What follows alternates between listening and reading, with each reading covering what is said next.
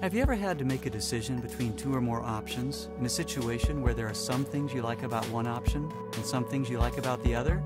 Of course you have. Now think of all the organizations out there trying to create successful products and services, not to mention sell them at just the right price. It's a complex, competitive world, and many managers are just making educated guesses about how best to appeal to consumers. Well, there's a proven approach for these product and service providers. It's called conjoint analysis. So what is conjoint analysis and what can it do for you? Conjoint analysis is a marketing insight technique for predicting how products you create or redesign should perform when taken to market. Companies win over consumers by putting in the right features and charging the right price. For example, smartphone manufacturers are packing more and more capabilities into these tiny devices, with billions of dollars at stake if they get the right combinations of features and price. Hotels and resorts fine-tune their facilities and service levels to appeal to specific target markets, such as business travelers or luxury vacationers. Consumer packaged goods companies tweak their packaging, flavors, and nutritional contents to appeal to new market segments and create successful line extensions. Now let's consider Jane, who works for a company that manufactures bazoogles. A rival company across town came out with a new bazoogle, and Jane's sales have gone in the wrong direction. Now she's got a crisis on her hands. Bazoogles can have 2 to 4 snozzles, large or small monitors, and varying levels of noise, zoinks, and whiz-bangs. The problem is, there are thousands of combinations of features, and Jane needs to come up with the right combination at the right price to regain market share. Jane has some ideas that she could concept test among a sample of potential customers. She could describe potential bazoogles and ask potential customers to tell her how much they would like to buy each one. Of course, she doesn't have enough time, money, or customers to do enough of these concept tests.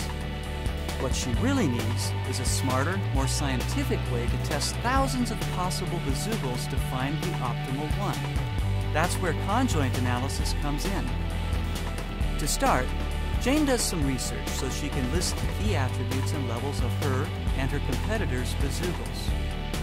For example, a bazoogle could have 3 snozzles, a small monitor, high noise, and shoot out 30 zoinks per minute.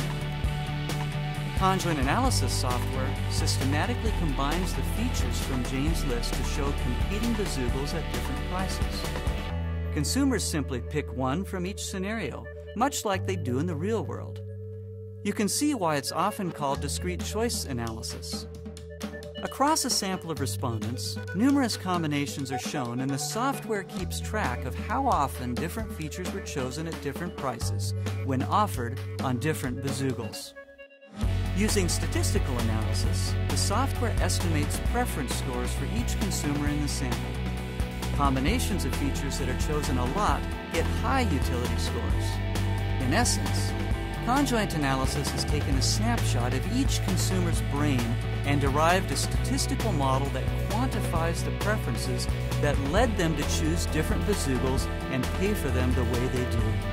It's almost like Jane has captured hundreds of virtual consumers with their decision-making rules within the software on her computer. She's now got a what-if market simulator that acts like a voting machine for bazoogles. She can specify any of thousands of potential bazoogles in her conjoint analysis software, and the virtual consumers will vote on those potential bazoogles versus her competitors. Better yet, if Jane knew something about the cost of manufacturing the features, the software could search all potential bazoogles to find the one that's likely to beat the competition and maximize profit. Most any time people face decisions among different options made up of conjoined features, you could develop key insights into consumer choice using conjoint analysis. As you can imagine, the potential applications are numerous. And if you want to make more than one version of your product to target distinct market segments, conjoint analysis helps you do that too. Conjoint analysis is unlike common survey approaches that try to ask respondents what's important in a product and how much they're willing to pay. Instead, Respondents choose from realistic product options like they would in the real world. The most commonly used conjoint analysis approach today is choice-based conjoint, CBC. It's based on some of the same theories that won Dr. Dan McFadden the Nobel Prize in Economics. We hope this presentation has helped to explain some basics of conjoint analysis and show how it can benefit those trying to create the right product at the right price for consumers.